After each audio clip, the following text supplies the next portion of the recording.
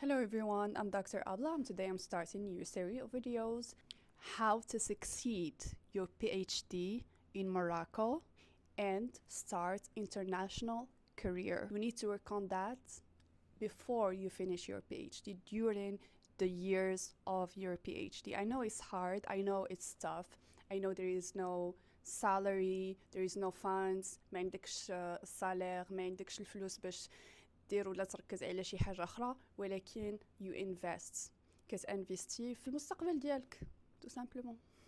أنا كنحاول ندير هاد لا فيديو بدارجة French and just like how any Moroccan student talks.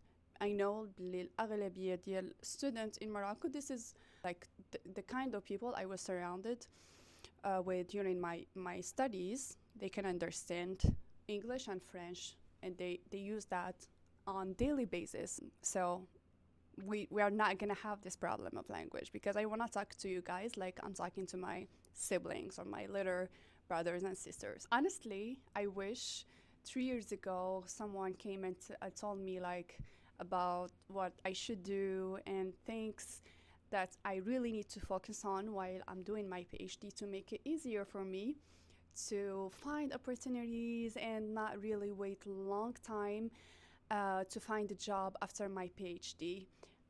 I'm not gonna say I was lucky. I'm among those people who really didn't have any gap after my PhD. I started my first job after PhD, like I think after 1 month, because I defended my PhD on like by the end of June 2022, sorry, and I started my first job. It was October, the 1st of October. I started my first job as nobody told me many things. I was just someone who was trying everything, and I was, it's like, I don't want to stay at home. I don't want to really have all these years of studies and just like stay home and be en chômage. Non, je peux pas faire ça. Je voulais vraiment trouver un emploi parce que je faisais de l'effort durant mes années d'études. Donc, je voulais pas avoir un moment de genre je suis restée en chômage. Non, je voulais trouver un emploi juste après avoir eu mon diplôme de doctorat. D'ailleurs, mon parcours universitaire et mon parcours d'études, partagez déjà une vidéo avant. Vous allez la trouver sur ma chaîne. Let's start. So, the first thing, as I said, you need to build a strong relation with your professor. How are you gonna do this? You don't have to be kiss or, do things that's really not authentic. You're just gonna be yourself, but you're just gonna be serious. You're just gonna try to have effective communication with your supervisor. Try to avoid any conflicts with your professor, because I know that sometimes things happen. We can't agree all the time with people, and especially with our supervisors. It's okay. But try to manage the conflicts in a very dynamic and very smart way, respectful way. Show them you're serious. Meet deadlines. Communicate professionally. Offer to help for research tasks, data collection. Be the students they are proud to recommend. وهذا الشيء اللي غادي يوصلنا للبوان اللي فاش انت غتحتاج البروفيسور ديالك غتحتاجو for recommendation. You know that recommendation is very, very important. If you have very good reputation, you will never need to ask your professors to recommend you, because this is what they will do. Whenever there is any opportunity, anyone asking for, looking for postdoc or looking for interns or research assistants, whatever, you'll be the first one they will think about, because they know you're serious and you're a hard worker. Why this matters? Because in Morocco and worldwide, professors are your connections to labs, collaborations, conferences, grants, and postdocs. A strong communication letter can change your life. Section 2, international network. Playing with my I shouldn't I should keep it like this, by the way. Okay, I decided to put my microphone here because I'm moving a lot. Build an international network, even if you are in Morocco. It's possible by doing. So networking first is not just talking on LinkedIn. Building real connection. So LinkedIn will make you ask questions. It's like you send emails. Instead of sending emails, sometimes you can send a message after like that professor published something or video or paper or anything. You can just comment or look into people who are commenting means that they are also interested in the same subject and they are also in your field. Maybe you don't know about them, but you know now. So how to network?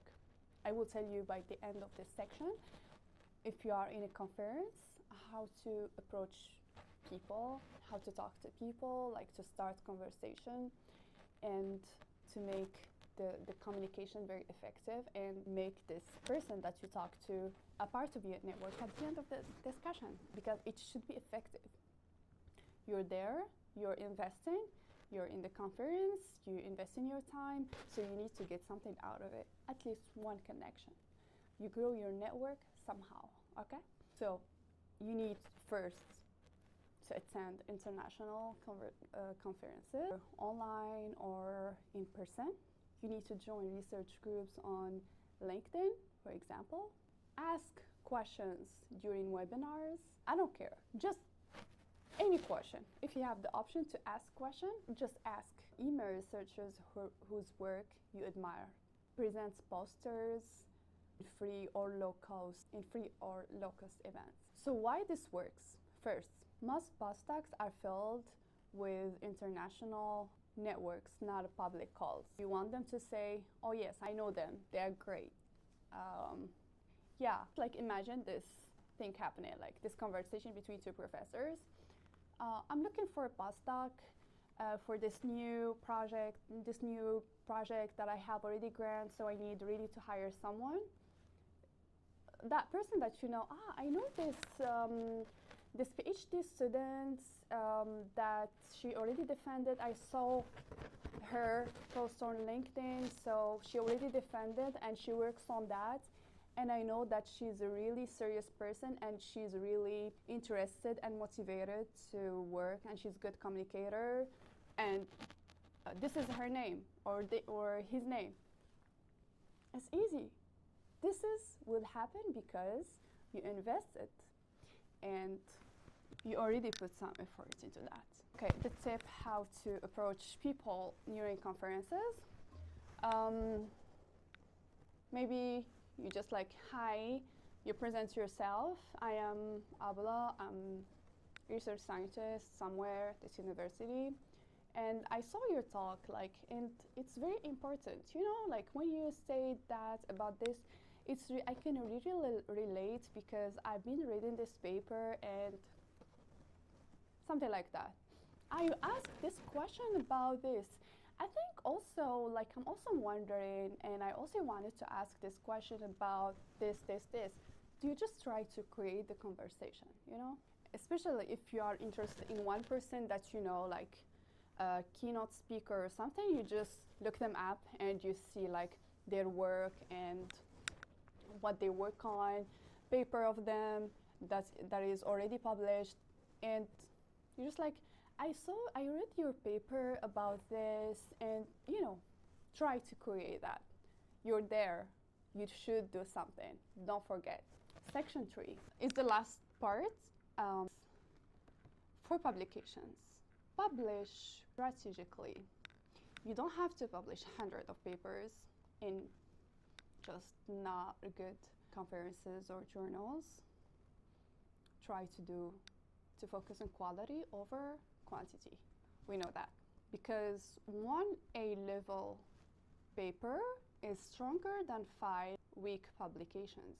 You need to choose journals with real impact, not just pay to publish. If you're a PhD student in Morocco, we know that you pay most of the time you pay from your pocket, and try to avoid that. try to go for journals that you don't pay for. Try also to collaborate on papers outside your lab. This is a good idea actually. How to increase your publication chances is start writing early, show your draft to multiple people that you trust, of course, follow journal guidelines, choose novel topics, and of course learn good academic writing in English. Why this matters again? Because recruiters and postdoc supervisors, they look at originality, writing quality, relevance, rigor. So to finish, these three things will put you ahead of 90% of PhD students in Morocco. In the next episode, I will talk about something that will help you preparing for the next stage after getting or finishing your PhD. If you want me to talk about something specific, don't hesitate to leave me a comment. Thank you.